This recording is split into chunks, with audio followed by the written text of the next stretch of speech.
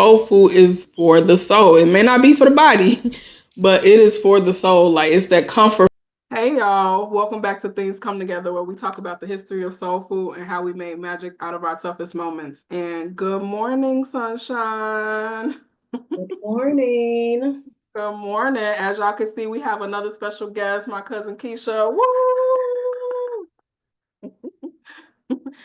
So as y'all can see, we are at a different format. We're doing it virtual. A couple weeks ago, I drove all the way to Indianapolis, okay? And from the audio to the visual, like there was a streak through the recording. So I was like, we just gonna have to record it over. And so that's what we did. I'm gonna put a little clip in there so y'all can see what it looked like. Yeah, you always welcome. Thank you. I know you always be like, when you coming to see me? Yes, I do. But technology, that's how it is. So it'd be like that sometimes. But how you doing today? How you feeling? I'm pretty good. Ain't nothing wrong with a redo. I get to see you again. That's true. Same. Okay. So thank you again for coming on the show. I'm excited for our topic. You picked a really good topic that people probably not going to be expecting. So I'm excited for us to get into this. And you wanted to talk about family separation due to incarceration. So why was this topic important to you? Because I don't think that people quite understand the actual problems that happen when people make bad choices and have to go away. The person that is doing the time, your family is doing the time with you. And I want to talk about how important it is to stick together and what happens after the incarceration, the work that it takes. Yeah, we had a really good conversation, so I know this one gonna be good too. And so yeah, we about to jump right in. So for how do we get here? I'm sure y'all saw today's dish was red beans and rice with some collard greens, some catfish, blackened catfish, and homemade cornbread. So that was the dish, and we picked that because of family ties to New Orleans. And I was gonna ask you, is this on Granny's side? Because I remember us going to a Family family reunion. reunion in Louisiana. Yeah, no. With grandma's side of the family, just every 2 years, whoever's on the committee, they get to Mm-hmm. choose a state, and most likely it's wherever somebody lives. But no, on Mm-hmm. my dad's side of the family, I got a few uncles and aunts and cousins that live out there, so it's my dad's side. Okay. Yeah, I just asked because I will never forget like that year we went to Louisiana, they had like alligator and stuff too. So I forever remember that summer. But yeah, we chose red beans and rice because of your family ties in New Orleans. And this dish comes out of New Orleans. So it's like, okay, it works perfect. We're gonna talk about family today. It's perfect. And And New Orleans is one of the best cities in the world. So mm, I said last time you gotta take me, okay? Because I've been, but I never been for like fun. So when I go back, you gotta take me and show me everything. we definitely got to go. You are going to enjoy it from sun up to sundown. Okay, now y'all heard her, so I'm gonna come back and tell y'all about my New Orleans story. um, so yeah, so this dish it comes out of New Orleans, and just the way of preparing stewed beans is African practice and tradition. And they say the rice cultivation part comes from the French and the Spanish, but Africans were also cultivating rice, and like they would even take enslaved Africans from particular countries specifically because they knew how to cultivate rice. So like a big one, like we talked about before, was Senegal, Gambia. So I don't really understand the why they said that part came from French and Spanish, but that's what the internet says. So I'm just telling y'all what the internet says. So as far as today's topic, so when your husband was incarcerated, how did you talk to the kids about that?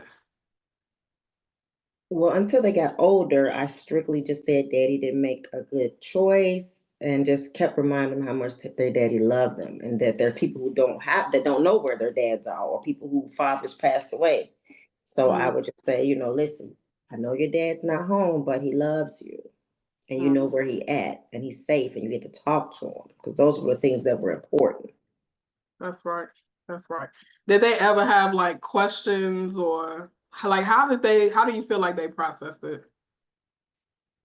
At a younger age, it was more so of them just missing his presence. So I think they didn't process it. They didn't understand it. They didn't. They wasn't. It was nothing I could tell them to make them understand that he wasn't there. Now, as they got older, I think again it was just reminding them that he loves them, and that he's coming home. Mhm. Okay, that's right. And what did you miss most about him being away? Having another, not having to be mom and dad. So I miss just being able to say, go talk to your dad or go tell your dad, go ask your dad. You don't have to answer all the questions. It was a one-man show, so it's a lot of work to try to be a lot of places and deal with a lot of different personalities, because when you got kids, every one of them is different. Everything that they think, everything they understand, everything that they want to do, their interests, everything is different. So each child consumed a lot of me individually. So I miss having someone to share that with. Mhm. That makes sense. That makes sense. I'm gonna jump back a little bit into the history of red beans and rice. So we talked about this last time, which I don't think one of us know, but you kind of talked about how like now people eat red beans and rice every day of the week. But originally it started off as a dish that folks in New Orleans only ate on Mondays, and that was considered wash day. So they would turn the beans on and let them stew all day while they were doing their laundry. So that's kind of how it became a wash day meal. But I had no idea. He was like not eating it all every day of the week. Yeah, especially in New Orleans, you don't get none without getting no red beans and rice. New Orleans, give me my red beans and rice. Or actually in New Orleans, it really is pretty much anything with rice, because they got the etouffee, they have the jambalaya rice, the dirty rice, so they love rice. Period in general. So That's true. That's true. So how did you encourage yourself while he was away? how do I encourage myself? I think it was always about my kids. I had to always be strong enough to make sure they stay strong. So when they saw me wiping my knees off and keep going, I just encouraged myself by saying, "Listen, I got to do this for them. I had to be all that I could be and keep going. I couldn't let things break me. I couldn't get too upset. I definitely couldn't give up. So I had to make sure they saw me working hard and wanting things and accomplishing things. So that's how I did it, pretty much. That's right. And then what about as far as encouraging him? Because I'm sure that was a big process too. Well, we encouraged each other. Hmm. I think making sure that he knew that he was loved, um, making sure that he had communication with us as regular as possible, making sure he saw them grow too. That he had to see them go from age to age or year to year, so that he could always be a part of that. And then they was able to share things with him. So I think him being strong minded was was easier too, because it wasn't like he let things tear him down or get him, like he never was like sad. It was always more like what he had to do or what he wanted to do, or things like that. So encouraging him was easy. I think he did a lot of encouraging me. Every time that was who I had to talk to. So no matter what I had going on here, I couldn't wait to be able to get on the phone and tell him, so that he can try to navigate and help me figure out things. That's right. That's right. Yeah. I remember you was talking about how you used to look up research his cellies like every time he would get somebody new in his cell. Yes. I was always be like, I need their name. And I ask them, what did they say? And then I look up the whole case, read it literally from front to back, and be like, he lied. He did not do that. He did this. So, 'cause I always that's one thing I used to be scared about, is who he had to, go to sleep next to. Mhm. Listen, now you got him all the information, so he already know. Like, don't try no funny business. And especially since, they don't really discuss that in there. So it's not a conversation that they're going to have in depth. You know what I mean? He might know if they're in there for murder or robbery, but he's not going to know the details of who he robbed or who he killed, or, things like that. So I'd be having to give him the complete details. Like, no, he killed his sister.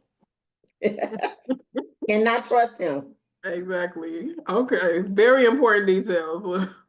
And Right. huh? I said, right, exactly. He needed to know the important details of exactly who he was talking to. Plus, Mm-hmm. he's super friendly. Well, not Mm-hmm. super friendly, but he, he wasn't walking around with a chip on his shoulder. You know what I mean? So I didn't want him to befriend somebody not knowing that that person truly was a psychopath. That's Mm-hmm. Mm-hmm. I mean, listen, I feel like everybody crazy, and if you're not crazy, then you're real crazy. But to that point, at least you know what kind of crazy you're working with. So, exactly that's exactly what it was. Make sure you know what kind of crazy. Because of course, everybody that's in jail that made bad decisions don't mean that they're bad people. So somebody could have definitely regret why they're there. So it's important to know the details. Exactly like you said. How crazy are they? hmm that's true.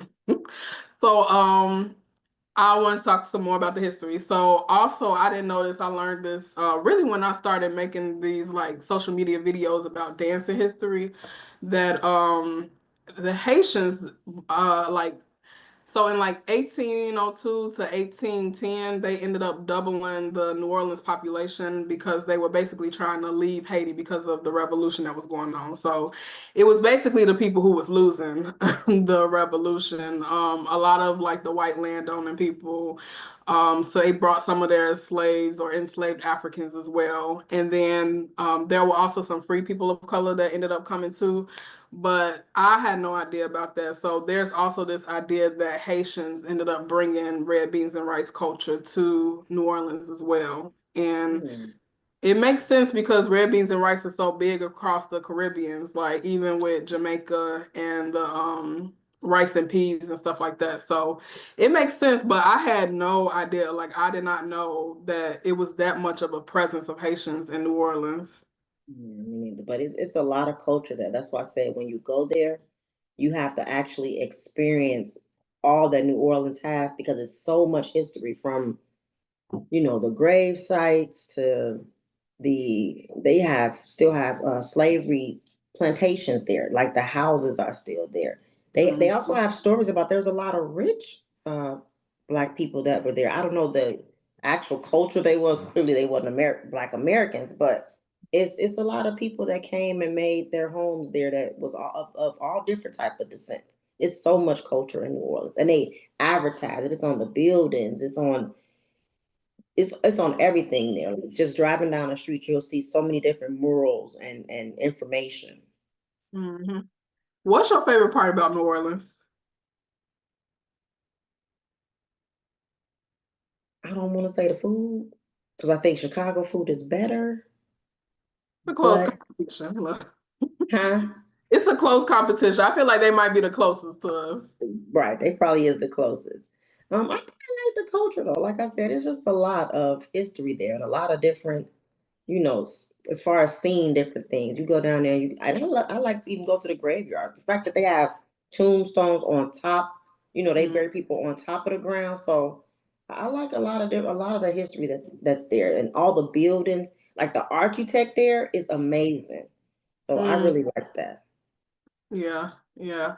Like I said, I only been to New Orleans. I was like chaperoning college tours, so like I really didn't get to see nothing except for Xavier University. And like you Yeah. said, like you driving through, you can see the mausoleums and stuff like that. And Mhm. then like I think we maybe stopped and got a po' boy, and that was it. But Yeah, you um, got to go back. yeah, I can't wait to go back. I can't wait to go back. But it was crazy. Like, you know how after Katrina, like all the damage and stuff that was done. And we went to Xavier, they showed us like the line to where the water was up on the wall. And it was just wild to like see that, but also see how they rebuilt the city and like, they've been trying to gentrify New Orleans too, but black folks Speaking still of that, know it's so do it. crazy how the little I don't even know what they would be called. It's like stones, like Mm-hmm. cement Mm-hmm. blocks. They sit their houses on that. I believe it. I believe it. So when you driving down the neighborhoods, you actually see under the house. I believe Houses it. are sitting on like stones. I And they believe it. say that's to keep it, I guess, from the water being able to get to it as quick. I'm not sure, but that's that's definitely unique. I've never seen that. And it's a lot of it. It's not like you drive down the street and it's a house or two. No, I'm talking about 10 out of the 12 houses on the block is on this. So They Listen, black architect. people make a way out of no way. Like Okay. when the government don't show up for us, we gonna show up for ourselves. They're like, I'm gonna fix this. Another thing that they do that's real cool is when you go to the different wards, they spray paint it. So when you Mm, driving down the street, you know when you hit the seventh ward because it's like spray painted and real colorful and stuff like that. Oh, guess what else they have that's not so cool? well, Voodoo. It's oh, voodoo and all this ghost stuff is real big in New Orleans.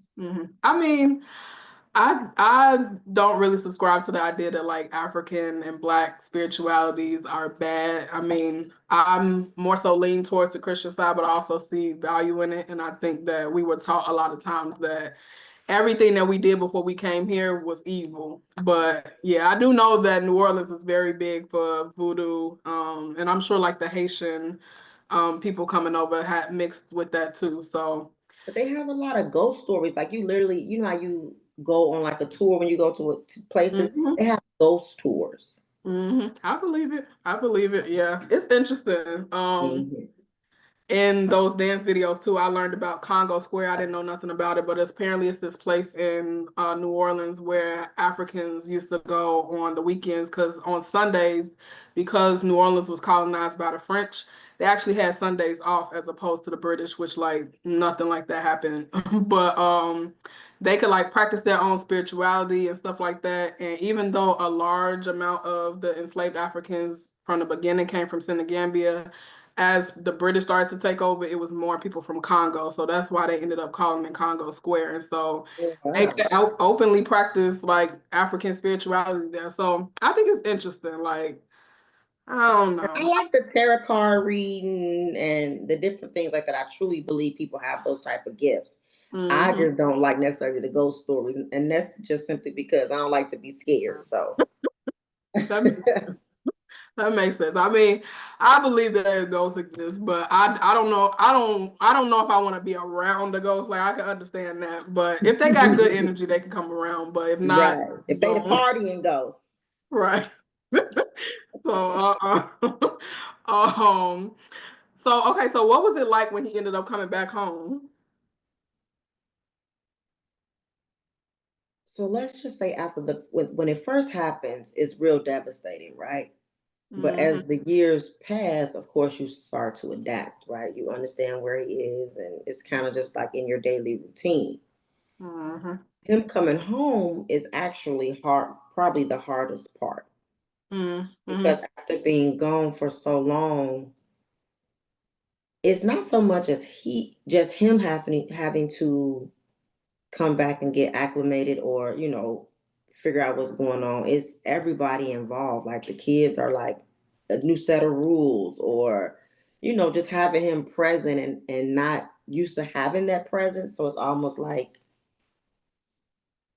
it's kind of like a battle, like bumping heads. You know what I mean? It's because the kids are used to one thing and now they have to get used to how other things are gonna be done. And hmm then with me, it's like I was so used to having my own space. I did things my own way, how I liked it.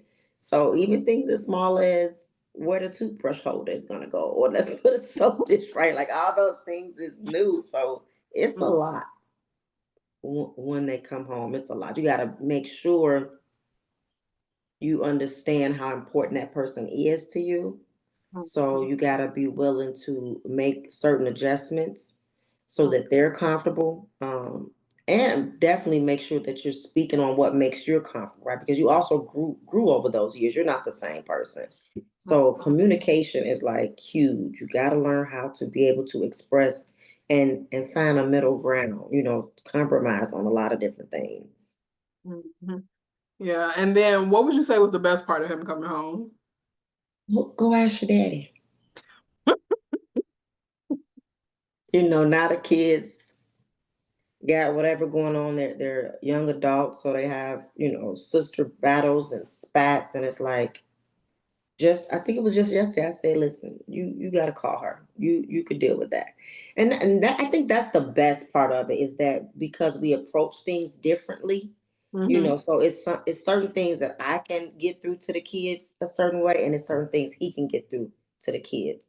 a totally different way, or where I'm a woman, so me and my girls may automatically clash, he'll be able to be like, listen, okay, you wasn't right about that, or maybe you should tell her this. So it's a lot of good and bad that comes along with it, but I think more so good, because having him home, everybody feels, one, we don't have to worry about him, right? So we don't have to worry about if something is going on, and then just being able to have access to him when we need him. My kids can call their dad, Mm-hmm. and that's like super, super great, for them to be able to say, hey, I'm about to call my dad, or where my dad at. Those things are great, especially with my youngest, because he went to prison when she was not even born. I was like 7 months, and when he came home, she was 12. Mm-hmm. So now it's like he's been home almost 2 years, no, 2 years, almost 3 years, and it took at least a year and a half for her to be able to just have a personal relationship with him, because she Mm-hmm. saw him in a visiting room, or seeing him every, 2 months or 3 months. That's different than having him there all the time. So I think it was a real big adjustment into them having a real relationship, not just she knew he wasn't her dad, a real relationship where she has to speak to him and get to know him and how he talks and different things that he wants. And then vice versa with him. He had to get to know who she was. Mm-hmm. That's true. Yeah. I think we talked about it before. That growing up I had some family members that were incarcerated too. And that is like the hardest part, is rebuilding those relationships, because it's just we on two different phases. And for me, a lot of my interaction has come like as an adult. And so, they be thinking it's gonna be one way and you still a child, and it's just like, no, that's not how this not how this is gonna work. And so it's really tough. Like I'm really like I consider myself an abolitionist, which I don't believe in prisons and police and things like that. I think there are other ways that we can rehabilitate people.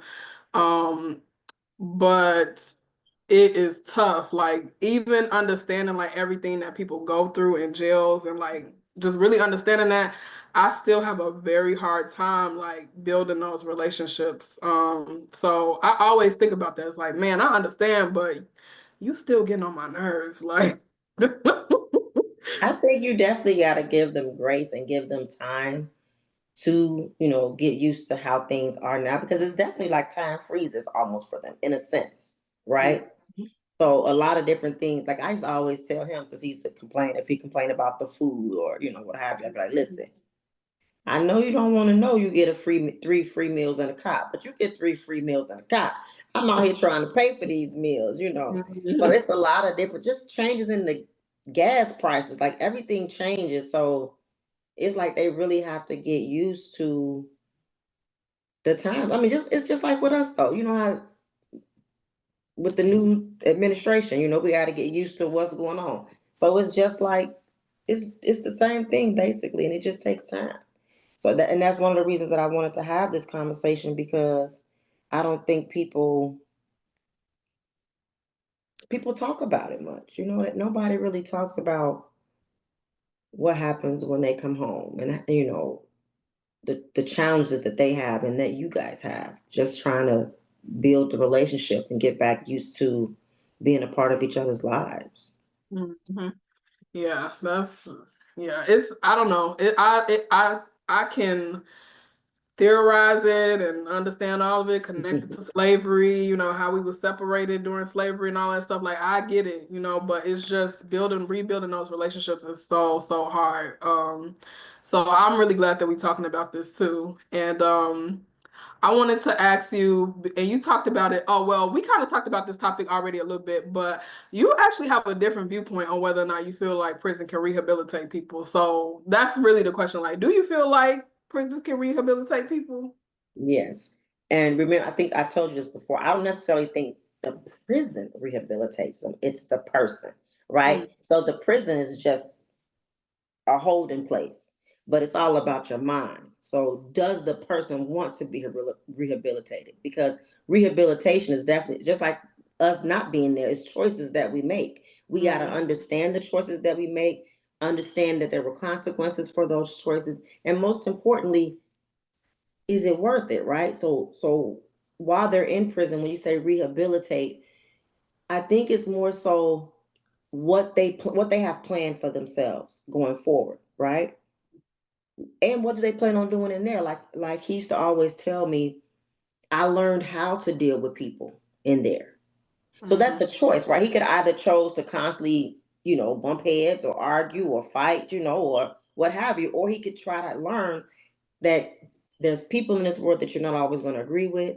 There's people, I mean, we just growing up in different states. I think Black people as a whole, we kind of have, we had those little videos say what all Black people do. And they're like, we unplug the iron, we don't cut it off. We do have a lot of similarities no matter what state we're from, but there's also a lot of things that we don't have alike. And just growing up in different households. So, he made the choice, hey, listen, I need to learn how to deal with people, right? So that's the choice that he's making that's allowing him to rehabilitate, because dealing with people is a lot, because you got to have patience, you got to learn how to communicate, and then just sitting down and saying, okay, listen, we can't make an excuse. I can't make an excuse for the choice that I made. I have to decide that what I did got me here. That was a choice that I made that landed me here. Didn't nobody just, I mean, in some cases, of course, people are put there and they didn't do anything. But in the case that they did do what they're incarcerated for, you have to understand that what you did is wrong and want to make choices to do better. So I don't think it's a prison that rehabilitates you. It's the person who chooses to change, make change, and try to think about their future and where they want to be. Get a plan. And he used to always, talk about what he wanted to do. Read books. He has read so many books that it's crazy. I remember him sending me a book about speaking things into existence. I think it's called Secret is the name of the book. But that was Yep, The Secret. Yep. yeah, Yep. that was a big thing. And a lot of another thing that he used to do is a lot of things that he learned, he liked to share with us. Right. So he liked to share what he learned about being better at different things, so he would give. So it's all about a choice. You want to be rehabilitated, doesn't matter, the fact that you're in prison, and you're going to have to make the choice to do better, make better choices, and want better for yourself. So I personally think that you can be rehabilitated in prison, not the prison rehabilitates you. I mean, I feel like we might be coming closer together on that, but I mean, yeah, I definitely think if there is gonna be any transformation for the person, it's gonna be that person, not the prison at all. Like prisons are really just set up to, I mean, the traumatic space is number one. So, I mean, just the idea that you live in a cage, that Well, is see, just the beginning. I think that the first thing where we differ in is some people need to go to prison. And We that's definitely just what it is. disagree. We Yeah, definitely I think disagree with that. sometimes people have to sit down and and I don't and get disagree with the sitting down thing. I just disagree with the where idea. else would a person, okay, I'll give you an example, right? Where else would a person at 22 years old who has made a choice to continue to commit home invasions, right? Hmm. This is fourth, fifth home invasion. Hmm. Where So where else he gonna go? So I'm really big into the idea of like restorative justice, right? Which restorative justice, it has its issues as well. I've been through a few different restorative justice processes and I've been like, this person BSing, like they not real. But I do think that it's a good first step in order to at least process what the issue is as opposed to just locking somebody in a cell. And I also think that we talked about this before. My issue is more so because I know for you it's like, okay, it's choices, choices, choices. But my thing is always, unfortunately, Black people have to make many choices that other races, especially white people, don't usually have to make. And so that's more the issue for me is like, why do we have to have these choices? Unfortunately, we live in a country that has oppressed us since we've been here. So, and every time that we try to improve ourselves, they found a way to take that away from us as well. So That's more my issue is like, okay, yes, it is choices, but it's some choices that we shouldn't have to make in the first place. Let me say this. I do not disagree that we were oppressed, right? I don't disagree that they poured drugs into our communities and separated our men from our women and broke up families. I don't disagree with that at all. However, I do believe that in life you have to be willing to know what's best for yourself and for your family. And I think that just like me growing up on the South Side, and parents, doing whatever they was doing, and uncles and aunties. I mean, you have people that have been in situations that we couldn't even imagine, right? Like young kids where their uncle coming to their room every night. You know what I mean? Because these things, I just strongly believe that your past don't dictate your future. And I think that even though we go through things, because everybody go through things, some big, some small, some things so catastrophic that, I understand that you simply need help, right?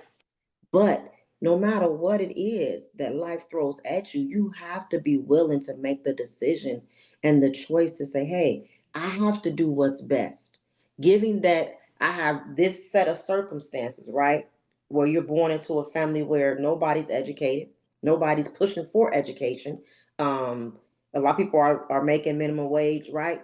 There's still enough resources available, and I'm talking about as small as radio stations. I'm talking about cutting on the TV. Those are resources because there's a lot of information and education simply at our fingertips that you don't have to necessarily be in a $250,000 house to know that you get an education, or that you need, like, these things are given to you at a very young age. So regardless of the situation that you're in, you got to be willing to, I mean, take me for example, right? I have 4 kids, and he was in and out of prison a lot. I could have made a lot of bad choices that simply wouldn't benefit me. I was not born into any type of, I had to educate myself on a lot of things.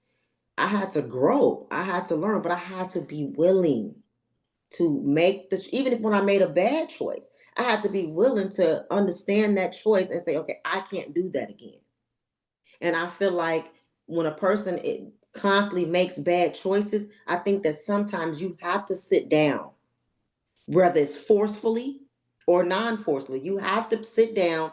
And a lot of times when people are sent to prison, especially for small crimes, now don't get me wrong, yes, there's some people that are given way too much time for certain things that they probably don't need that time. But if you really look into different statistics, and when it comes to the type of time that people get for the type of crimes that they commit, you get a year and a half for a crime that you could take that year and a half and choose to say, hey, I don't want to be back here.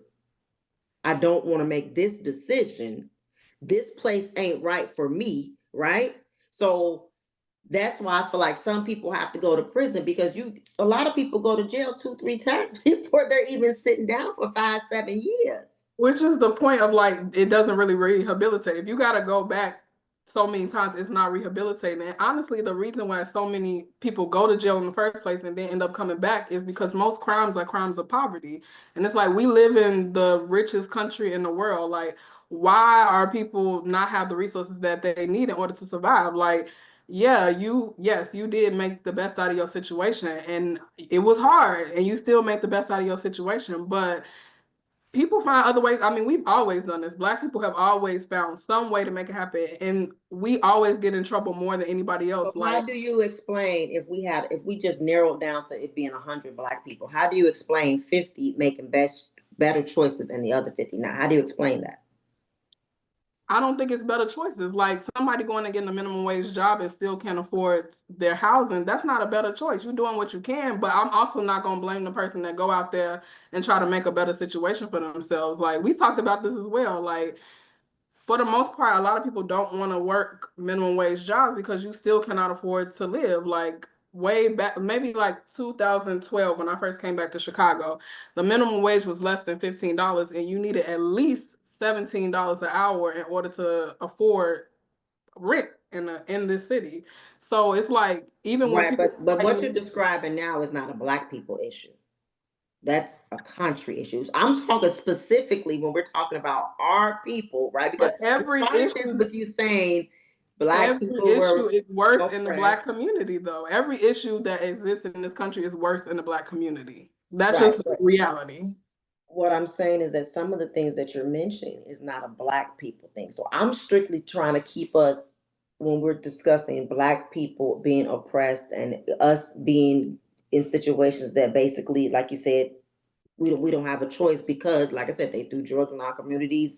They, they wanted us to be separated and not have, be in two-parent households and things like that. I definitely think those things, what did they call it? The war on drugs, right? So I definitely think that black people were put in situations that were strictly for us, right? Made it hard for us. So I'm sticking to just, if that's the case, we just gonna talk about black people and the issues. I'm asking you, if it was just narrowed down to being 100 black people, how do you explain 50 going to college, having a decent life, and the other 50 not? And we're all in that same situation. How would you explain that if you're saying you don't feel like prison, rehabilitation was not, it's a different things. Like, how do you explain that then if it ain't choices? I think that black communities in general are over police, so we tend to have more interaction with cops in the first place.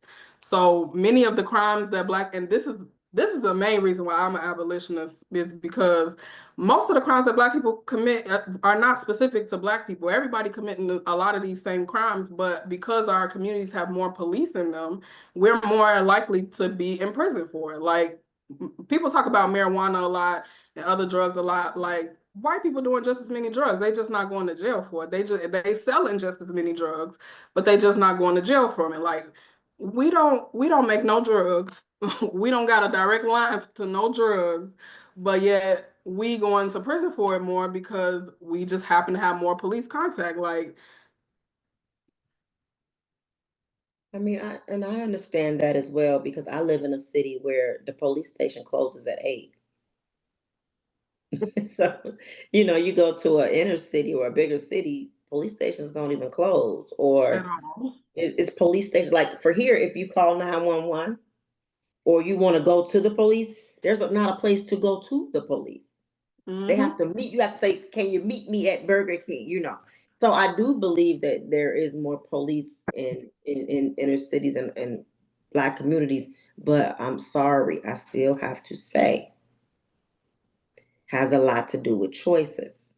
I think that people have to, at some point, no matter the situation or circumstance, you have to make the decision to do better for yourself. Especially mothers. That's a whole 75-minute podcast, because as a mother, you truly have to make decisions. I think the minute that you give birth, you are responsible to make the best decisions you can. And when I say that, I'm not saying you have a baby, you don't make bad choices. I'm saying you have to truly make the decision to do better. So for instance, no, I don't have a college education, right? But I had a kid. So I had to figure out, what can I do to make money to take care of my kid. Like, those are choices that you just have to make for the betterment of yourself and for your children. Right? I This couldn't is just true, say, but this is true, but my thing is like I don't know. My thing is I don't have an issue with people doing what they have to do to survive. Like that's just my issue. And if people had so you say better, go ahead and sell a couple of 63s, get a couple of keys, do what you gotta do. I don't have a problem with people doing what they gotta do. Just don't get caught. And my whole thing is fighting for a world where people have the resources that they need it so that they don't have to do something like that. Like that's my biggest issue. So I think we're coming closer to each other on like this whole viewpoint of things, but yeah, my whole thing is like we should live in communities that are fully funded like every other like white communities. Like You know, and yes, there are poor white people. So it's not saying that all white people got money and all black people ain't got money. That's not what I'm saying. But I'm saying that in this country, white people tend to have more wealth than black people do. And the fact that we built the country, that we still make up a large portion of the working class, like it's no reason why that should be the case. I think that we have come a long way though, so you got to give us a lot of credit. I think that the thought process of your average, black person is totally different than 15 years ago. I think that we have way more black people in certain powers and positions, and you know, just educating. We're educating ourselves on just a lot of different things, even if it's just our choice in food. So many different um things that are coming to light for us that we are learning that, hey, this, and again, what are those choices, right? So I think also too that I don't I don't want to be in a community where people are not, especially black people. I don't want to be in a community where they're not trying to grow. Mm-hmm.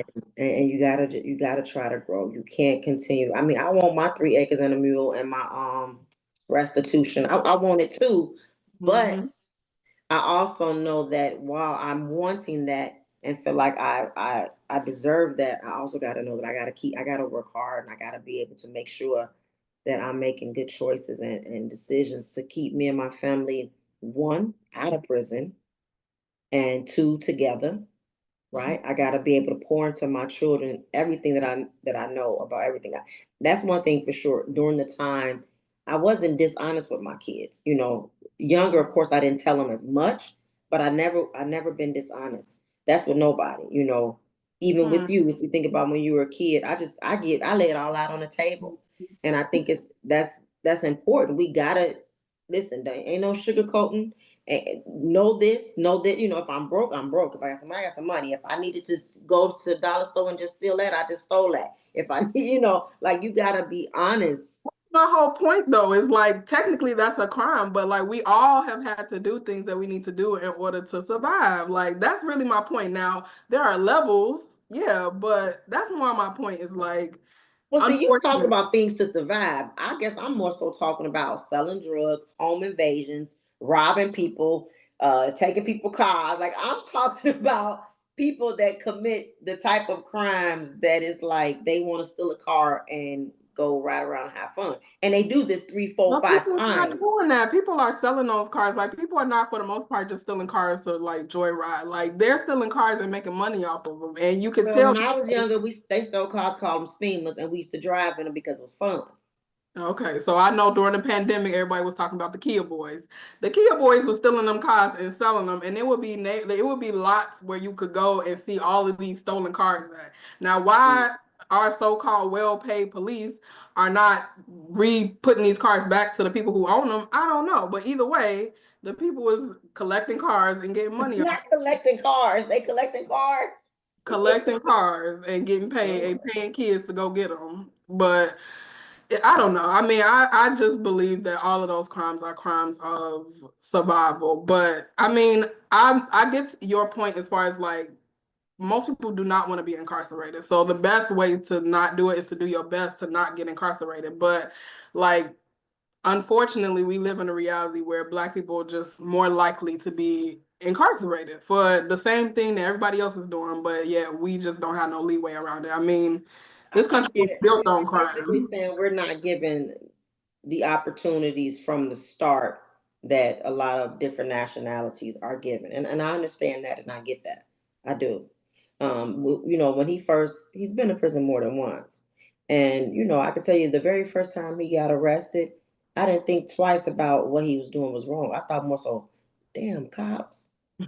I was mad at the police, Mhm. even probably the second time, it was more so like, how we gonna get out of this? Mhm. Like it ain't our fault. And I think me and him had a discussion. I think our kids were maybe starting to get into grade school, like third grade, fourth grade, seventh grade, things like that. Is honestly when I started realizing actually selling drugs is a problem, because what happened is my kids would, want to Mom, can I get these shoes to Mhm. John because he don't have no shoes. Or as they start even getting into like middle school, because a lot of I love kids, so my kids always bring their friends over, and me talking to kids, I would find out like, oh, my mom do drugs, so Mhm. she ain't been home, or can I eat over here because we ain't got no food, or a kid get excited because they're getting a PlayStation, and 2 weeks later the PlayStation is gone. Mhm. And I honest to God, we had a conversation with him being incarcerated, and I told him, I said, I realize, like that's a problem. Mhm. And when we're talking about people making choices and Black people, we also got to start figuring out what role we play in our community that's causing Mhm. our communities to be tore down the way that they are. Yeah, I agree. I agree. Like the effects of drugs are real. Like I get Yeah. that.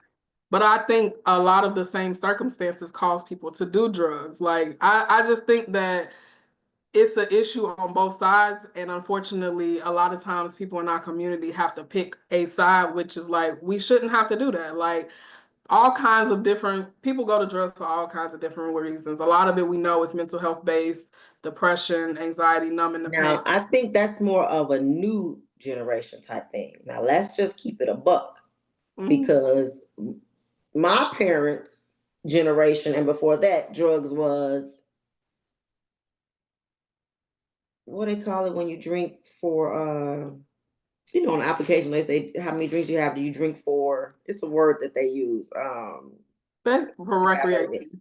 yeah, Mhm. recreational purposes.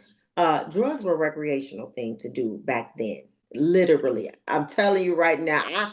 I I don't know anybody in my mother's generation or before that will say they turn to drugs for mental health or because of some issues at home. I I don't know think if I agree with that. I don't know if I agree with that.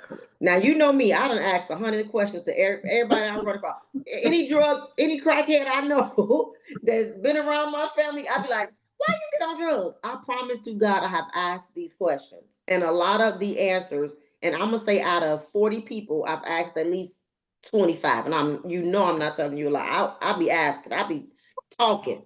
And I be wanting to know because I be, that's how I educate myself too. I ask, and people be like, Keisha, why you say that? I wouldn't know.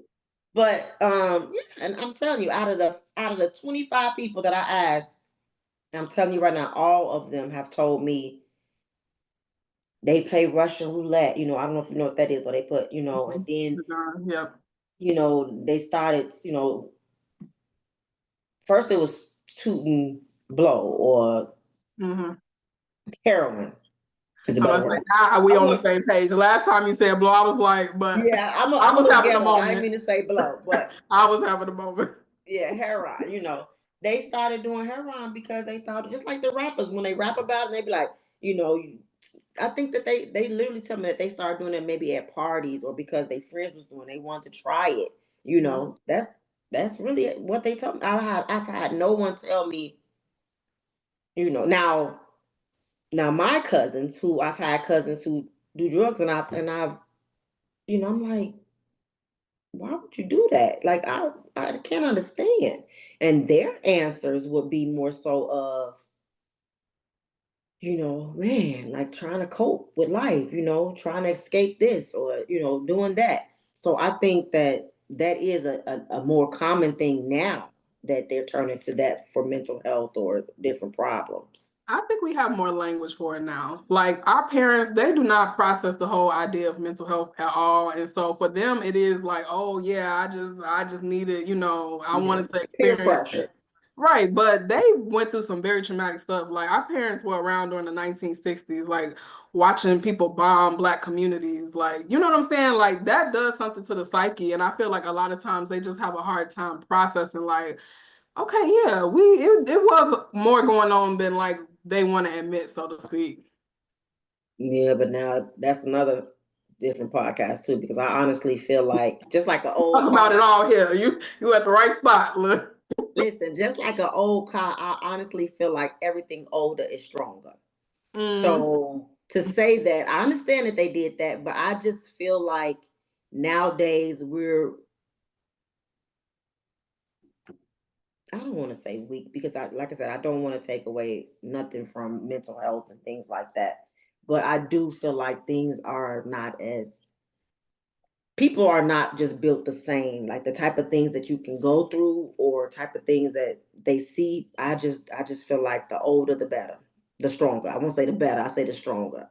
Just like a cop. So I don't I know don't if know I about agree. that. I don't know if I agree with that. I think our parents could watch somebody get their head blowed out and then go to the house party later And on. then be doing blow. Like that's the point. Like, yeah, they can, but then this is my point. But I mean, Oh, I think, yeah, I feel like the older the stronger. Do you know what a 1979 Chevy Impala can take on an impact right now compared to a 2015 Chevy Impala?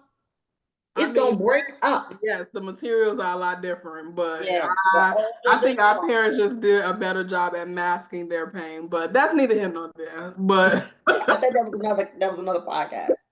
I mean, I talk about mental health on here all the time, so we at the right spot. But I want to give a little bit more history on red beans and rice. So we talked about last time. There's this dish from Ghana called wache, and it's actually not a red bean. It's actually a black eyed pea, but they mix it with rice and then they cook it in sorghum leaves, which is makes it the red color. So that's like a little bit of a connection to Africa as far as red beans and rice too.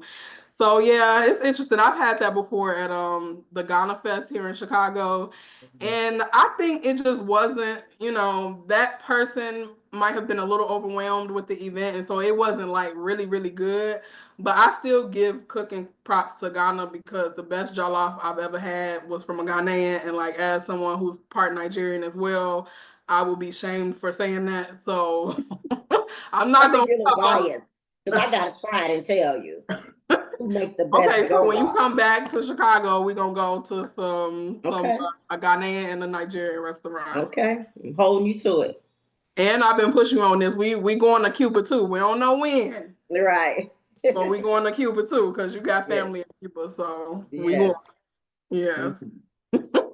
I'm sure it's gonna be an interesting trip. My trip to Nigeria was very interesting, but is ever since I went, I'm always thinking about going back. So I want I you to have want to that go. experience I too. definitely. I think yes. I definitely want to go. I want me and all my kids to experience that Mhm. because I've seen people Snapchats and things like that when they go visit them countries, and it's just like wow, because you don't get to see when you if you don't know and you haven't traveled, you only think of the poverty areas. You don't really know some of it is actually beautiful. Not to say they're living in big beautiful houses, but just the nature of it all is so beautiful. You know what I mean? Like just to be in that type of environment and seeing, and also how they make something out of nothing. Like I just it's interesting. You Mhm. know what I mean? They don't have the same resources as we have, electric stoves and all this. I mean, they have them, but a lot of people, they make and do with what they have and not complaining about it. Hmm. Yeah, I think you're gonna love Cuba. Like it's like everything is gonna start to click for you. Like Cubans have a very strong spirit, and they'll tell you like the revolution, like that small country beat America. Like that's how powerful Cuba is, and Mhm. they'll tell you the black people are the people who won the revolution for us. Like now, do I have some issues with the status of black people in Cuba? Yes, I do, but they're very clear. Like they also are very clear that like everybody is African. They kind of see it's like everybody's African, European, and Native. So, and they tell you like the revolution was won in a city called Santiago, and that city is primarily black. So, I just can't wait for you to go. Like, I can't wait for us to go. You think that's where I get my strong personality from, my Cuban side? Absolutely. I mean, we got strong personalities on both sides. Like, That is true. our family ain't nothing to play with. But Right. yes, that Cuban, that they got the spirit, they got heart. Like Mhm. I loved it. I disagree with some of them, but they definitely like was Oh, past. so they can fight it. You think they'll fight a dog?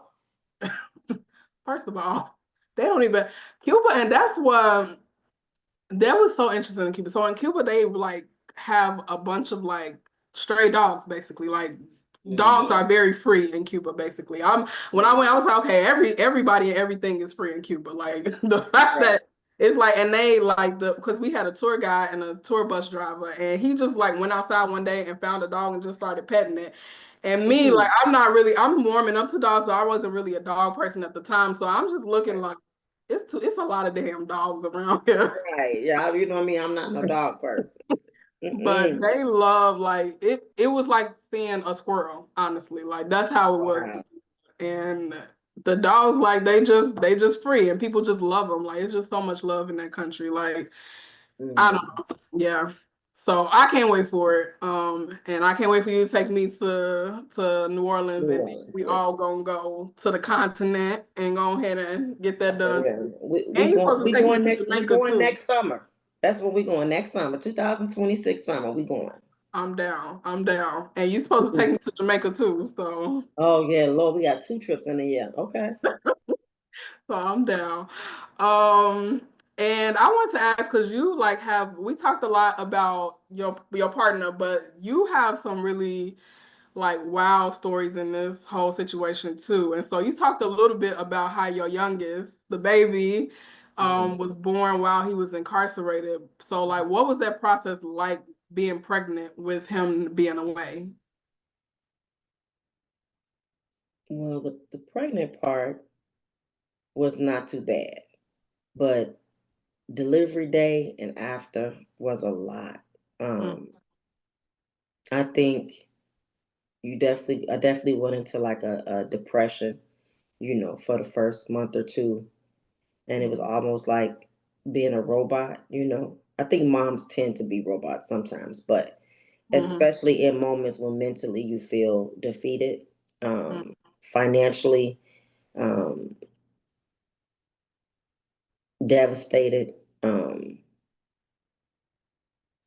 So, to be honest with you, it's really mentally, you have to just make yourself like get out of it.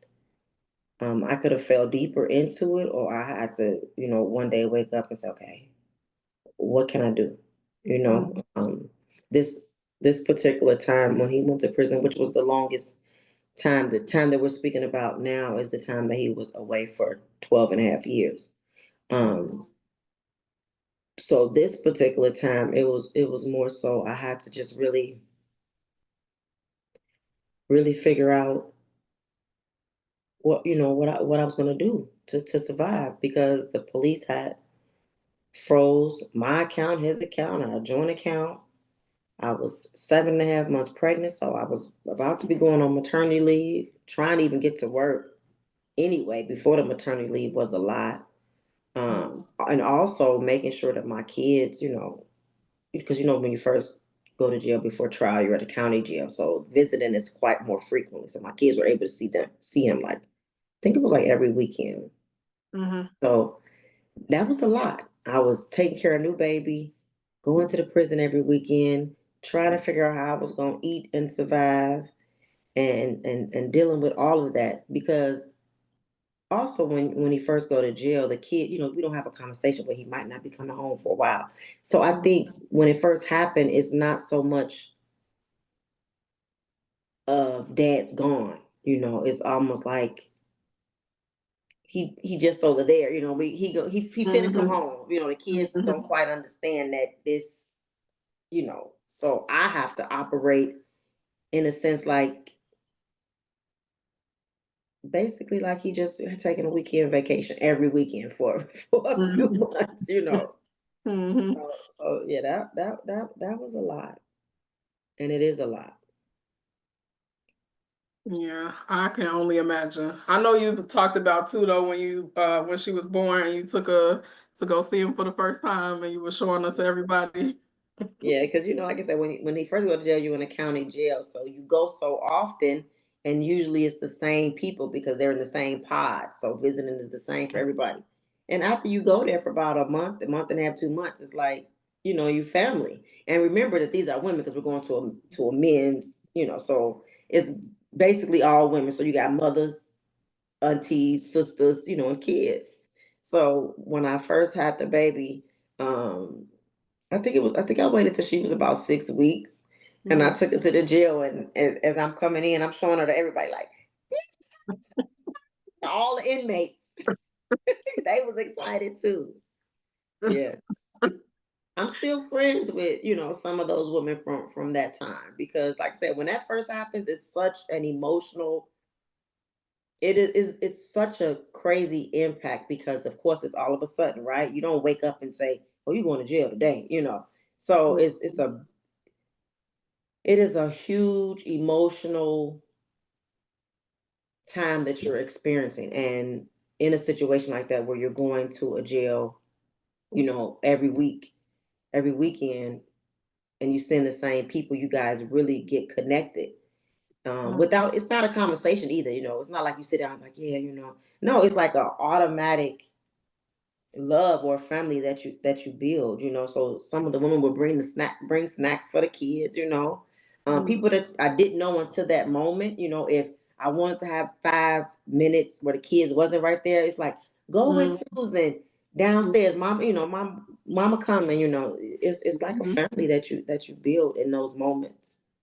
You pull together and try to get each other through, because it's also times where you're leaving and you look around and you see, somebody's crying.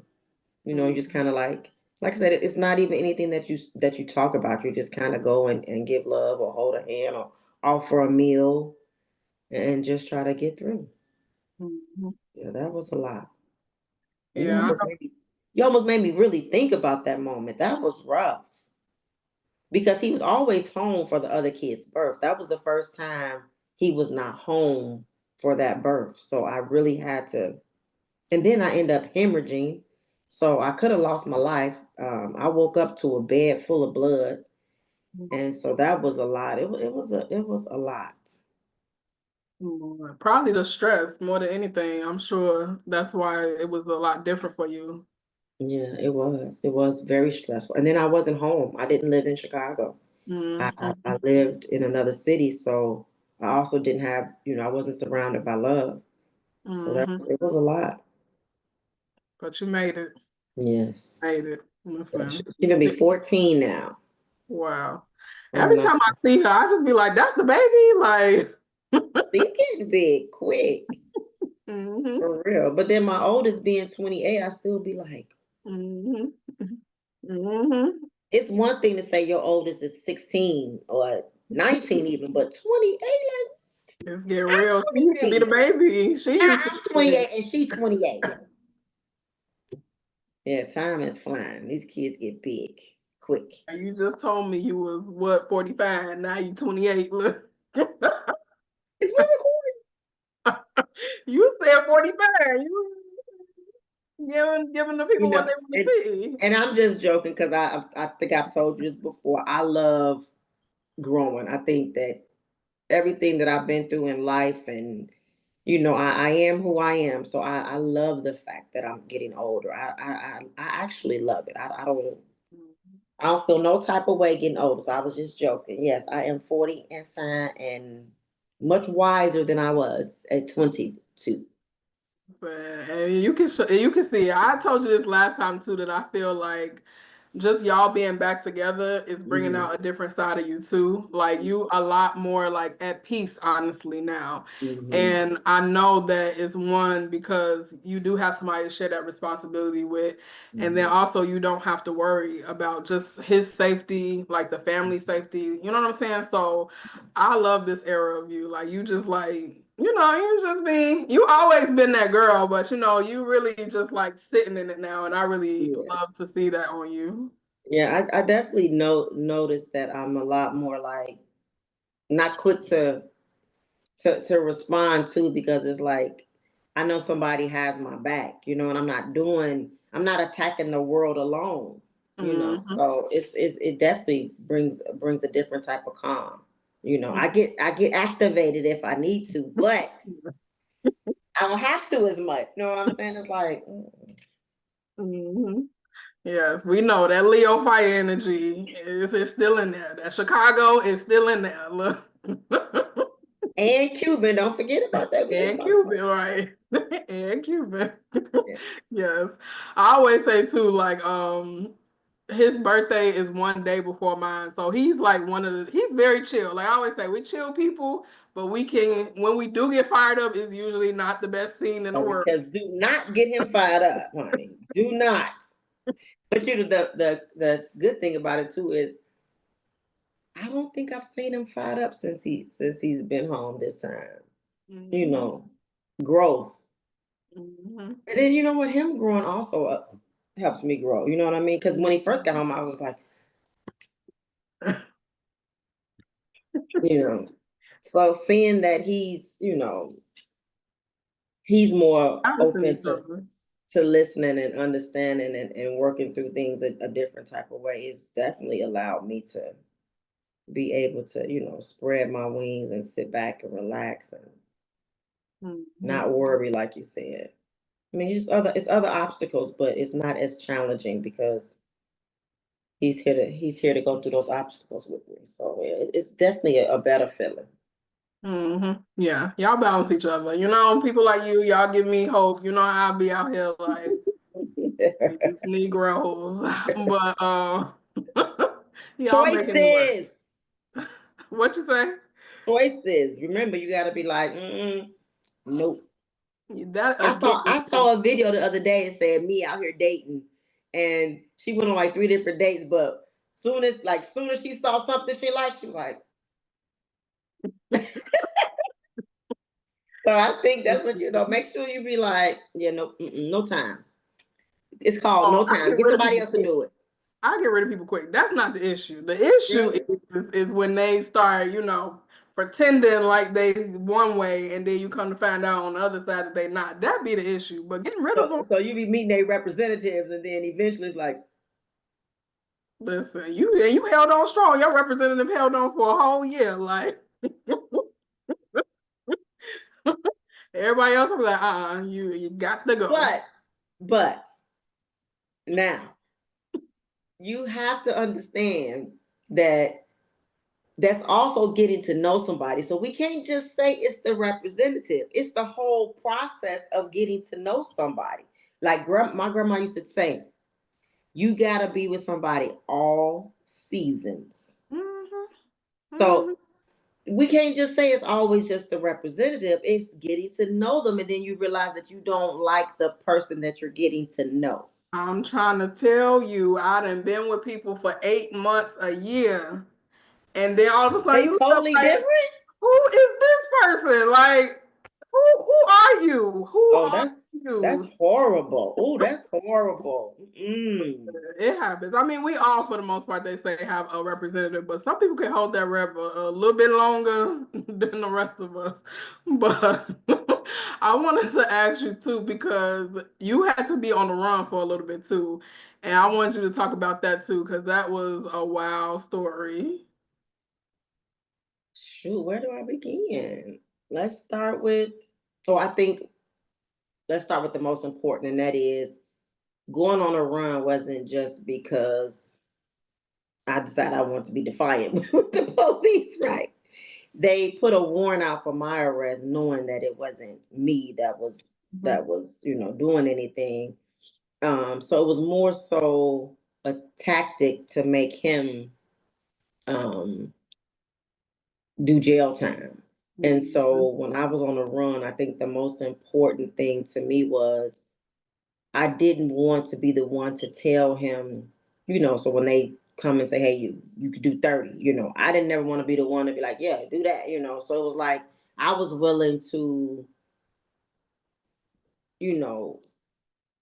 that Leo side came out, that loyal Leo, yes. Yeah, I was willing to be on the run to allow a process to happen to where they can't think that they could, get him to commit to something that he didn't deserve to commit to, or try to make an example out of him because, you didn't like who he was or what he was doing.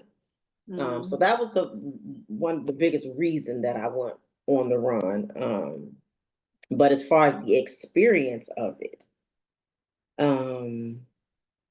having to sign a paper to make sure that if something happened or if I was with my kids, that they wouldn't be put into the system. I had to sign a paper, get it notarized saying that my mother had full custody. She was responsible for my kids. So that was one of the things that I did, because I wasn't willing to give them to her. I just wanted to make sure that if something happened, they would have to give them to her because she's the legal guardian.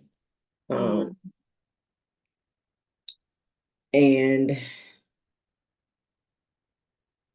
experiencing something like that as a woman, a young woman, because I was like 26, 27, so I was still young, Mm-hmm. I had to first of all, every time the police get behind you and you're on the run, you just like, that's it, I'm done. Mm. They for me, you couldn't go nowhere and see the police if you thought they was for you. But I'll tell you that I had got an apartment, and I went to visit North Carolina before the police, before he was arrested and I got the warrant. So I had a girlfriend that I grew up with. Mm-hmm. She lived there. So when I called myself going there, I was going to move there before all that happened. And so he had came out there, but I had put my kids in school using her address. And Mm-hmm. so when all this happened, because we were talking about moving there, right? This is maybe like a month after we were talking about that, going out there looking for places, I'll let this happen. So I had got my apartment. He went to jail. And one day me and her was on the phone, and it was like, I don't know, 11 o'clock at night. And somebody was knocking at the door. She's like, "Girl, who's knocking at my door?" I'm like, "I don't know, girl. Who's that?" She like, And "Who on is?" the phone. Huh? And you was on the phone, I like, was on the phone. So she like, "Who is it?" And they was like, "Mecklenburg Police Department. Are you Lakeisha?" And me and her both, we was quiet because first of all, wow. I wasn't even in the same state that the warrant was for. Mm-hmm. Mm-hmm. So I mean, we didn't say nothing. Like we were just literally quiet for about 3 minutes. And she was like, "No." And I was like, "Well, you need to open the door and show us your ID." And she was like, "You hear them?" And I was like, "Yeah, I hear them."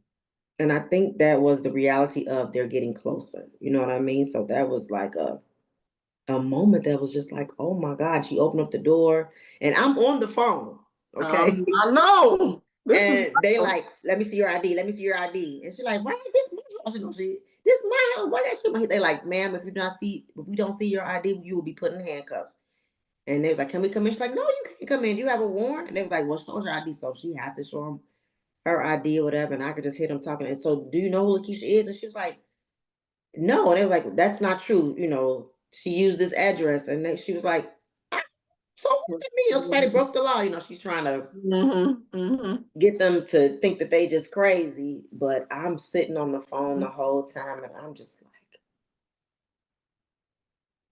I'm terrified. I Mm-hmm. think I also told you the story about, at the time I had I think it was a 2001 Grand Prix wide track. And Mm-hmm. that's when the OnStar and stuff was just getting popular. And I started getting behind in the car now because of course I'm not working, so I'm living off saved money. Mm-hmm. So we're about 5, 6 months into this, and I'm behind. I'm getting behind now in the car. No, probably about 2 months. And GMAC is calling me, and they're like, you gonna make your payment? Blah, blah. I'm like, I'm gonna make it. I'll make it. Well, one little smart aleck decided to tell me, if you don't make the payment, we're gonna tell the Howard County Police where you are. And I was like, what? And I hung up the phone. So one day, I went back out to my car for something I had left in the car, and the car was not there. Mm-hmm. And it was about 9:30 at night, and all I could think of is they came and got their car, but that means the police. In my mind, I thought that meant the police, Mm-hmm. was closed or on their way, or they knew where I was for sure because they got Mm-hmm. this car. And so I didn't. I went back into the house. I cut all the lights out, TV out. I went and got my cell phone, and I closed my door and just started walking around the apartment complex. I called my mom and I said, "Mom, I think I'm about to go to jail. I need you to come get I didn't want to be in the house with the kids because again, I didn't want my kids to have to experience that, nor did I want them to find a reason to take them and put them somewhere. So I just stayed walking around the neighborhood, and I waited till my mom, I was walking so I could see when my mom was pulling into the complex. And my mom, walked to the apartment, so I came in behind them and we just cried because we really thought that was it. Okay, like day is coming. But my mom, of course, didn't have the same loyalty to my husband. So she's like, you need to tell him to do something. This is crazy. And I think that that's the first time I did realize that, yeah, this is not gonna work. I can't take care of my kids properly. I can't do this. Mm-hmm. So I remember he called the next day and I said, they came and got the car. And he was like, "What?" And I was like, "Yeah, they got the car." And I had told him what that person I said. So of course, again, in our mind, we thought that they had to know at least the state that I was in. Mm-hmm. And so he was like, tell the lawyer to come up here. So without me saying, because remember my whole thing was I never wanted him to say like, never want to be like, you need to, what you gonna do? I don't want to. Mm-hmm. So without saying anything to him, he said, tell the lawyer to come up here. I'm gonna talk to him now. Tell him to come up here. And I was like, Mm-hmm. Listen, that is just, I don't know, that whole situation is so wild because when you was telling it, it was also sound like they were saying like they like if they come repo it, then the police come. And I was like, the police don't come for a repo. Like right, yeah. I know they come at like the middle of the night, heat of the night, take that car and go Look, about. I never had no repo, but that one particular time, so I didn't know. All I knew Listen, was like, oh me my god, either. You get two and two one, was together for me. It was like, oh my god. So, you get but one. That's more than enough. the police never came though. I still Yeah, stayed in they that don't. apartment probably about another 30 days. That the police had nothing to do with the repo in that car. But Like I you didn't said, know she at the was trying to time. be smart. Like she Mhm. was trying to be smart, and you was also saying like they was circulating pictures, and so that's probably how she even knew about what was happening too. Like, so she really thought she was doing her big one when she said that. Yeah, Like, she did. Oh, she got me though. I ain't let her know, but I was like, mm-mm, look, mm-mm. matter of fact, I need to see if I can find her, give her a piece of my mind 20 something years later. Tramp had me terrified. I was like, oh my God. Lord, But and I was so lucky to have people that love me because during that time, I was on the run for probably about between 8 and 11 months, almost a year. mm-hmm, I had people that would trade cars with me, they would mm-hmm, drive my car, I would drive theirs. mm-hmm. I did eventually get an ID in my cousin's name, so I had people that Mm-hmm. were looking out for me. So that was a blessing. But yeah, I don't wish that on nobody. That experience was a lot. Mm-hmm. Mm. Yeah, and then I remember how you said basically how you turned yourself into, which is another crazy story. I like the fact that you was on the phone when that happened. That's crazy. And then how you turned yourself in too. Yeah, but when I called the pastor's wife, so my kids used to go to a daycare in the city that he got arrested at. And I didn't really know, the pastor and his wife too well, but my kids went there, so they knew of me. We would speak, because my kids went there probably at least 6, 7 months. And plus the town that we were in was small anyway, so everybody kind of knew everybody. But we didn't know each other on a personal basis. Mm-hmm. But when he took a plea deal, it required that I had to come and turn myself in, and that I would be on probation. And so I'm like, well, how am I going to do that? I didn't really know nobody in that town. So I didn't know where I was going to stay or, nothing. And I knew I needed some type of support. But the first thing I thought about was, I'm going to call, the pastor and his wife. Mm-hmm. And so I did. And when she answered the phone, I didn't know what to say because also I was embarrassed, because all this was happening because I was wanted and everybody knew. So when she answered the phone, I just kind of froze. And she was like, hello? And I didn't say nothing. She said, hello? And I didn't say nothing. And she said, is this you, Keisha? She said, is this Keisha? And I just was like, I just started crying because I was like. And she said, and I still didn't say nothing. And she said, hold on, let me close the door.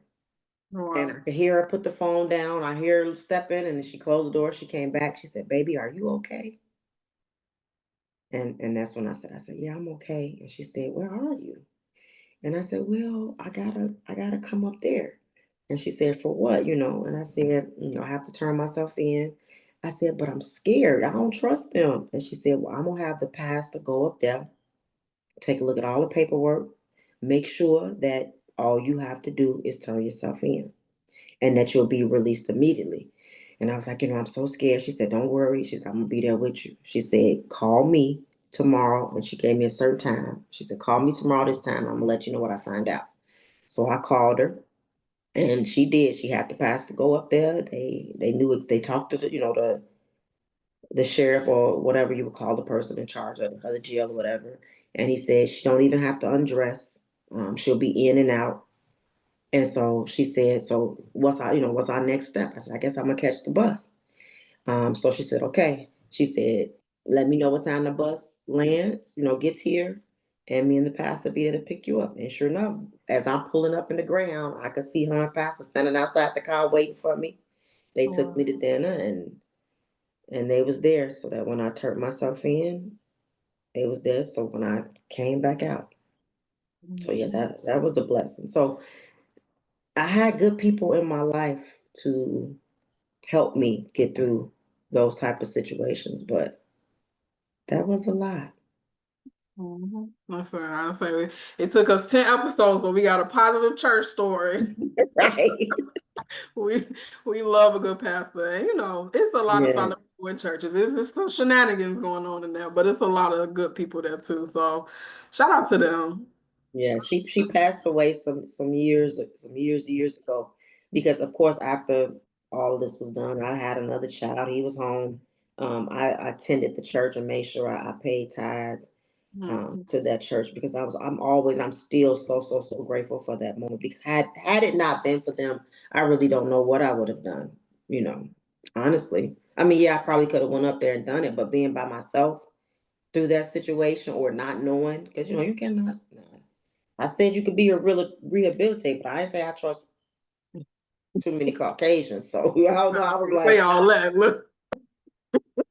I Mhm. can't trust too many people, because you don't know what the agenda is, the secret agenda is. So Mhm. I am Listen. grateful. But I used to always say I could write a book, because Mhm. I done done a lot of good and a lot of bad. Now I ain't always been That's all of us. Look. I ain't always been the sit at home wife. I was out there doing some things I had no business doing. I was with him through every step of the way. And like I said, it was a changing point. That is an honest to God true story, a changing point when my kids start getting into school, and me seeing the other side of the effects of what drugs did. It wasn't always about getting us no starter coat, me no Dooney and Burke. You know, I was able to see how it affected people's lives, that again was put in the situation and in a circumstance they had. These kids got no control over, who their parents is and where they're living. So that was really a changing point. And I like to think that me experiencing that and sharing that with him, possibly was a changing point in the way he looked at selling drugs as well. Because again, prior to that moment, it was almost like the police, like what they think, what's like they Mhm. don't get it from you, they don't get it from somebody else. Mhm. We know we had the mentality like this is just, this is the environment that we grew up in. This is not a bad thing. People are choosing to do drugs, so you got to have somebody to sell them. Mhm. But it is such a negative impact on people's lives who aren't even that didn't make the decision to do drugs or buy drugs. Like I said, that's the children, or even people, parents. People. Matter of fact, I just saw today on social media a 16-year-old, a 19-year-old, and a 14-year-old little boy decided they were going to do um, something that was laced in fentanyl, but they didn't know. And I think they said cocaine. I got to read it again, but I'm almost sure. But the Mhm. 19-year-old died, the 16-year-old was in the hospital, and the 14-year-old is still fighting for his life now. And their parents was just like, I don't even know why they would even try this, you know. So drugs are just, it has had a horrible impact on my life. I've lost so many loved ones, and I've seen so many loved ones deteriorate. You know, just drugs is horrible. Mm-mm. Yeah, I think the impact on both sides is bad. That's the way I look at it. Like I understand why people get into it on both sides, and I also know the effect that it has on both sides. So it's just a lose-lose situation, honestly. You know, Mm, it really is. it is. But I think also to give somebody 48 years for selling drugs is crazy. Now Exactly. that is crazy.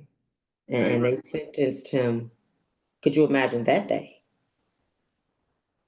Hmm. That day of me being in court and I got a brand new baby.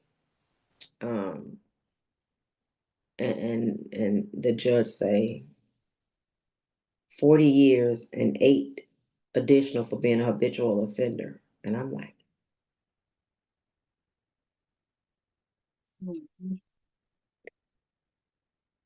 and mind you, you know who they think he is.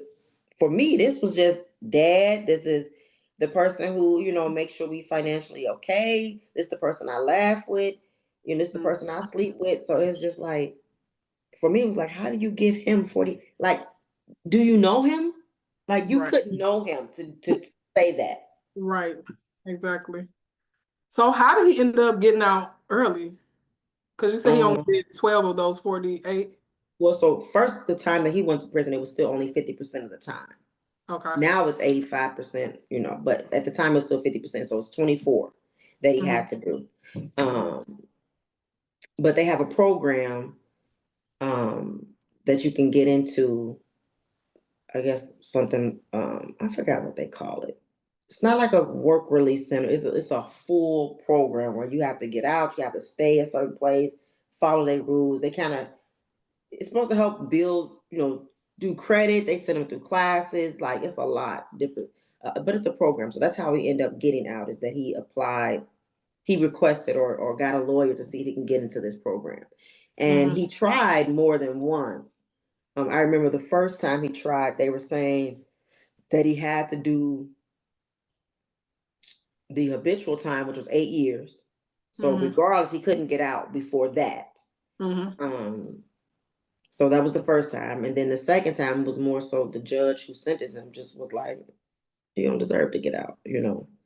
And then this particular time, me and all the kids showed up and we all got on the stand and testified.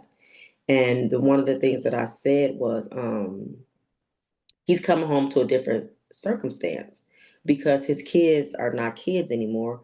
We won't be in a situation where we're depending on him anymore. You know, he has grown kids, you know, one graduated from college, one on the way to college, one worked for the post office. So it's a different situation that you'll be releasing them to. And all the kids got up there. We recorded it too. I gotta send that to you. Hmm. I have to Yeah. send that to you Yeah. because everybody in the courtroom cried, except for the judge and the state prosecutor. But the inmates that were sitting there, Wow. everybody that was in there, everyone cried. I am not lying to you. That's how huge of an impact. First of all, him being gone, and then it being all of us. You know, he got all girls, so all Hmm. of us. So it was 7 people up there Hmm. testifying, you know, and his kids. And Chanel cried so bad that she was like, they had to stop and give her a tissue and stuff. So yeah, that it was huge. And by the grace of God, it was a new judge appointed into office. So this was 3 years ago, 4 years ago, 4 years ago. It was a new judge that just got appointed into that position. Um, who was not the old judge who, you know, felt like he probably could, as far as he concerned, he probably could have stayed there the whole 24 years. He didn't care. And oh, and let me say this too. After we all testified and they did their closing remarks, his lawyer and the state's lawyer, all the kids, of course, got up there and talked about how much, they missed their dad. They asked them questions about, where are they now? So whether it was I graduated from high school, because again, by the grace of God, all my kids, do have high school diplomas and some college degrees. But so they asked them, like, and they said, "Oh, I graduate," this and that. And after everybody testified, they doing their closing arguments, and the state's attorney said, "Well, Your Honor, as you can see, they don't need him." Mm-mm. Yes, yes, he did. He said basically he's not needed. So he took our highs, Mhm. our And flip accomplishments, it. and threw Mhm. it in our face to Mhm. say, Yeah, lawyers. There are great lawyers out there, but I've learned a lot about lawyers in the that last. statement though was devastating for my kids. I'm sure. His closing argument and him saying that, my kids started crying all over again because it was almost like, Hmm.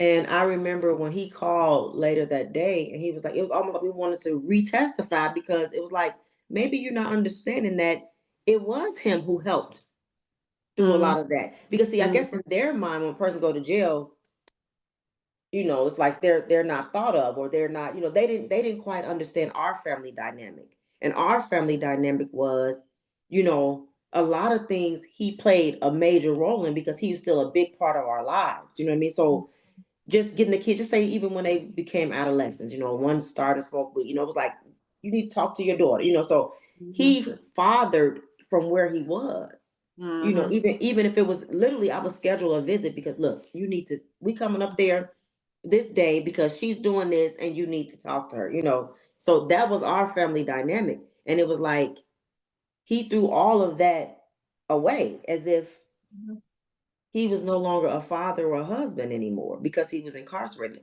And that reassured that they felt, that goes with how, I guess, more on how you feel about going to prison, because they feel like you do a crime, you go to jail, you're no longer, I guess, worth much, or they don't look at them to be human beings or fathers or brothers or cousins or sons no more.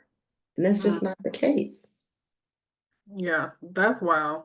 That's I can believe it because, like I said, I've seen some lawyers do some very unscrupulous things, but the fact that he would say that with y'all there Yes. was It wild. was horrible. It was horrible. Mhm. They were devastated by that statement. I mean, they all just like, Mom, like why would he say that we don't need our dad? Like, we just got up there and told you how much we needed our dad. I mean, and each kid's testimony was minutes. I mean, they spoke from their heart. Wasn't scripted. It wasn't, it Mhm. was like, his lawyer would ask things like, what is it that your dad has taught you, or different things. So my kids would express, like, my dad teaches me, to keep my head up and to, go to school, things like that. So they were up there expressing themselves, and for that guy to just, I mean, in 1 minute, just take it all away from us. It was like, you know, and when you spoke earlier and you asked me like, how do I motivate or things, so in those times, that's when my motivation really has to kick in. That's when a lot is on my shoulders because I don't want my kids Mhm. to feel defeated. And in any situation, it's almost like, I had to be like, listen, we can't worry about what he said. We gotta Mhm. trust and believe, and know that he's supposed to come home. You know what I mean? This is his time. That's right. Yeah, so that's a lot. Yeah. I think, you talk a lot about his mental state, which I do believe he's very strong mentally, but I always say too that I think you being his support system during that time made the huge difference as well because I think, it's different when you got a partner. I feel like a lot of people, particularly men, will have like a mother or something, like somewhere it's a woman holding them down. But I think it's an even different kind of bond when you know that's your partner, your person. Like you can probably have it. mothers gonna respond differently. Like they still love their son, but it's still like, okay, but it's a different relationship. And I feel like you being there for him made a huge difference in that as well. Yeah, I think because there was times when, I was so mad at him that I didn't want to talk to him. There was times that I wasn't there. And Hmm. I think that him feeling like I was his person, or telling me like, listen, you mad? You still mad at me? He would say things like, "So you mad? You're not talking to me. You still mad at me?" So I do think that him wanting to, come home to me, or to show me that he's a better person, or that he could be, different. I think that definitely probably got him through in times that he probably was mad at me, and didn't want to talk to me. Those times was probably motivating too, because he probably was like, "I'm gonna show her, okay, her Hmm. who I am." Uh, yeah, we laugh about that a lot, because when he came home, I was so quick to be like, "Listen, we can't do it. We can't do it. We can't do it." So we laugh about that now. He'd be like, "You was always like, we can't do it. We breaking up." He said he'd be like, "Okay, so what did you want for dinner?" Okay. So when you finish, Like, you okay? Is you cool? mm-mm. And I want to say too, like, shout out to all the women that are in prison too, because they oftentimes do not have that support that men get. When they do get it, women do not. A lot of women end up in jail because of men, and then those men don't hold them down. So I also want to highlight them too. Mhm. Definitely. I can only imagine what that is like, being away from. I mean, because the reality of it is, a mother bond with their child is definitely different than a father. Not taking anything from a father, but just because we carried them for 9 months, right? So we have a automatic, instant, connection from that alone. So I Mhm. could not even imagine, having to be taken away from my kids. Like, I no, I couldn't imagine. That's something that I can't even imagine. Like, just me with death. I used to always be like, my prayer at night is always like, just keep me here for my kids. Mhm. Keep me here for my kids, because I could not even imagine having to allow somebody else to raise them. Yeah, yeah, that's shout out to the women that's in prison. That's a lot. Mhm. So Mothers especially. by God's grace, you ain't never had to face death, and he held it down to make sure that you ain't have to go to prison either. So Yes. love that. We love that. All right. Well, I want to, our next topic, and this kind of relates to both of y'all too, is so for Don't Be Rude, I kind of wanted to talk about the economy because there's a lot going on now. Everybody's talking about eggs. Your president is trying to charge China all this money in order to, or companies that buy from China all this money in order to bring in goods. And it's like everything in this country comes from China. So why you want to play with them like that? The economy is crazy right now, but actually both of y'all have started businesses since the pandemic. And so I want to talk about that, and like how you even wanted to go into business and just what made that change for y'all. Well, for me, I think that when you go into business, you got to do something that you love, because starting a business is not easy at Hmm. all. So you can't go into it doing something that, oh, just for the money. I think that when you start a business, I think it's important to do something that you love to do, or that you want to do. So for me, of course, cooking has always been something that I love to do. I grew on both sides of my family. Cooking is the way that we showed love, showed up for one another. How we expressed our love is through a good meal. Ain't nothing better than having a bad day and coming home to some good macaroni and cheese. You just like, That's oh, true. thank God, Jesus Christ. That's Thank you, true. I Jesus. didn't even get to taste your macaroni either, but next time, next time. So yeah, so that's why I started, because I love to cook, and I it brings me so much joy feeding people, and seeing them like my food. It gives me such satisfaction. And Hmm. then for him, he, clearly he has entrepreneur spirit, right? Yeah. So while he was in prison, he used to, always talk about, getting an LLC. And Mhm. so when he got out, he got into the program, he had to get a job. That was part of the requirement. And he was working, mind you, this is his first job, and he's already in his 40s. But he wasn't allowed to get a car or anything like that, so he used to have to walk. So he would walk to work, which was blocks, and I ain't talking about 5, I'm talking like 10, 12. And he worked the overnight shift, so he would have to be working, I think it was like 10, and didn't get off till like 6 in the morning or something like that. Um, so let me rewind. So in prison, he was always talking about getting an LLC and what he wants to. He wants to open a business. Now he didn't necessarily say which one, but he had a few. He wanted to be a barber.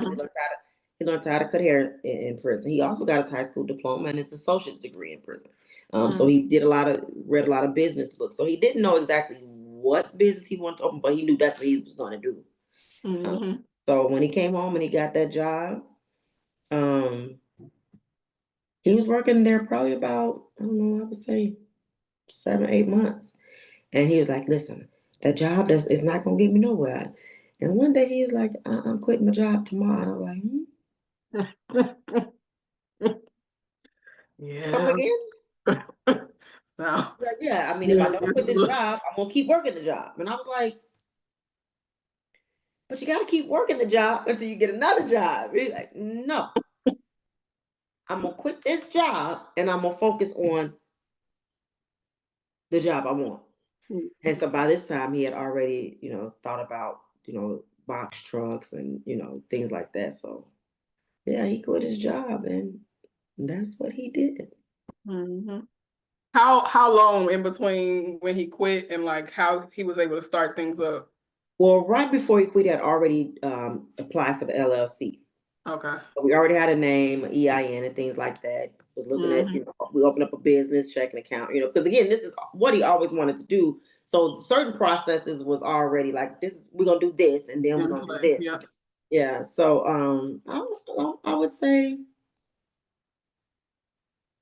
I had surgery in the midst of this too. So didn't even have no income, by the way.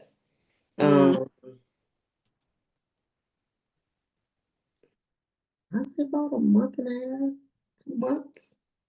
Because once he got the LLC, then you got when you decide you want to do any type of driving. So then he had to get a truck. But then you find out you got to get all these certain commercial insurances that's sky high. It was like, but it was about a month and a half from the time that he quit his job before he was actually operating and making any money. It was about a month and a half.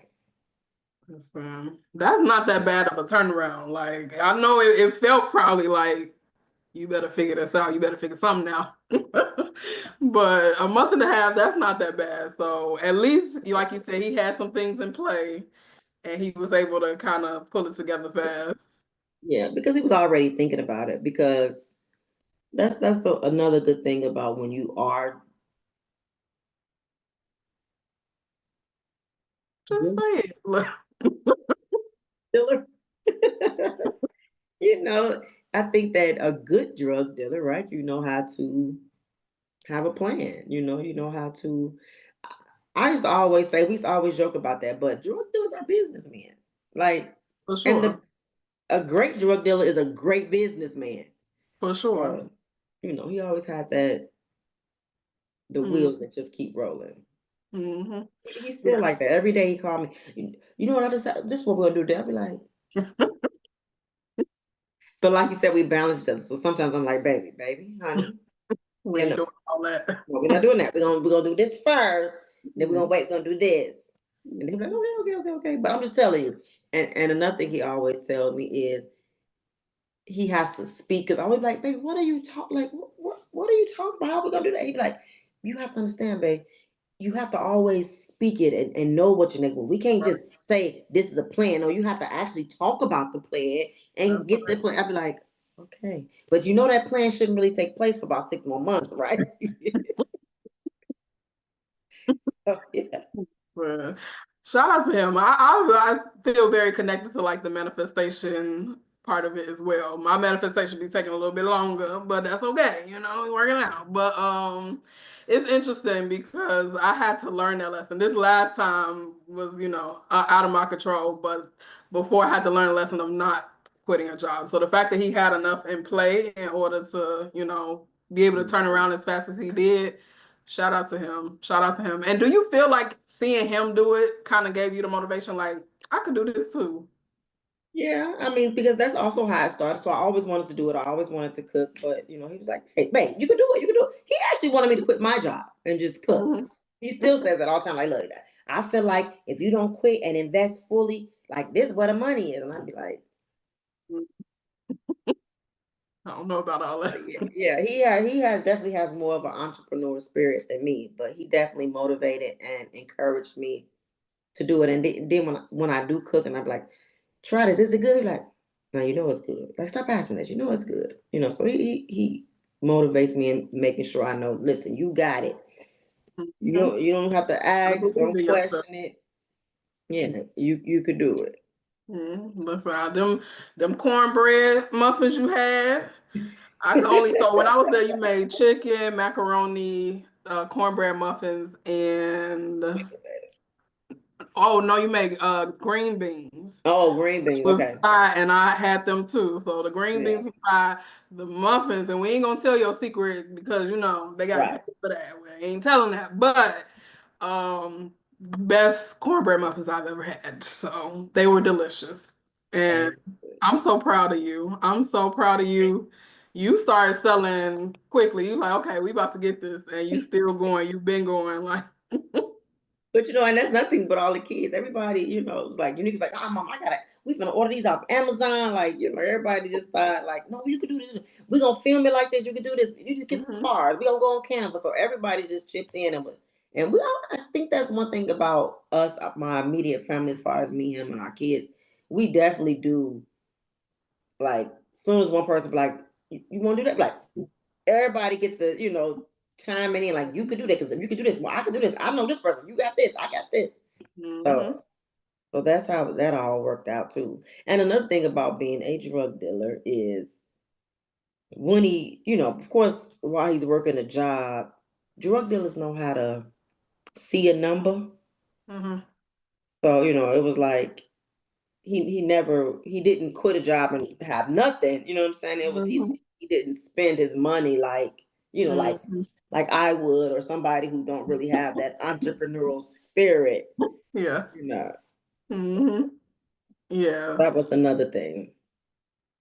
that So he makes was sense. ready. He said he was ready. He said he ready. He doing. I was like, It makes sense. It makes sense. I feel like, so this was a few years ago, like in 20, what year was that? 2019. Because I'm really big into cooperative economics, and I'm starting to get my business stuff off the ground too. And so I really like worker co-ops, which is where even if you have a business that has like multiple employees, all the employees are co-owners in that business. And so mhm, everybody splits the profits and everybody helps make the decisions for those businesses. mhm, So in around 2019, I was doing consultant with a person who was trying to start up a co-op for formerly incarcerated people. mhm, And I was there for like, honestly, maybe like 5 months. But because I ended up working in government after that. But the really big part of it was like bringing in people who are directly affected. So really finding people who had difficulties finding jobs, finding gainful employment. I think it was one person who was like doing well for herself, but everybody else was unfortunately forced to work like fast food and stuff like that. And they built a business food base where they basically do like meals on wheels.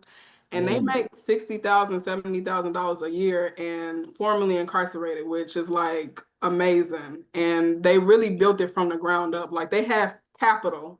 And they also have like the person who was helping them was a lawyer. So they did have some expertise, but as far as putting that day-to-day work in, they did that themselves. And so it really only makes sense for people who are formerly incarcerated or anybody who's kind of locked out of the traditional job, mhm. atmosphere to really bet on themselves and figure out how to make a way out of no way. So I love Definitely. that y'all are doing that.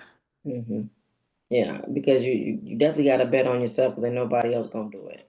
Mhm. So definitely. That's Now true. they do got this thing now called Ghost Kitchen on Hmm. DoorDash, Hmm. and they keep saying they don't have it in my area yet.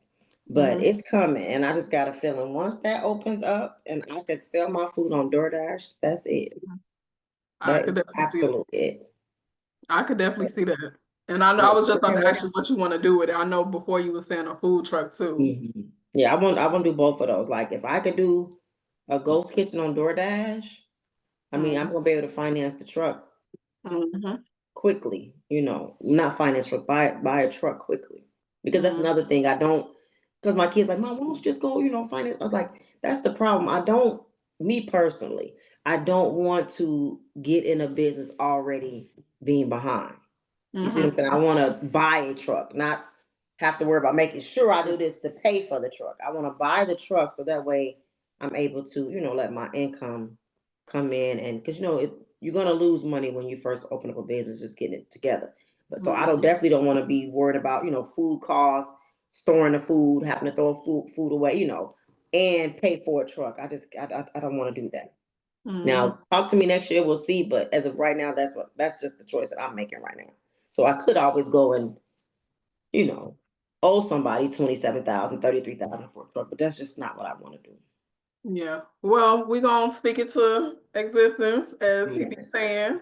It's gonna Mhm. come, the truck is gonna come, Mhm. and it's not gonna cost you an arm and a leg. You're gonna be able to buy it right out. So Yes. or somehow it's gonna come into your life. So like I had this event last weekend and so many of my family members cook. Like you cook, I got two other cousins that cook. Like I just come from cooking families.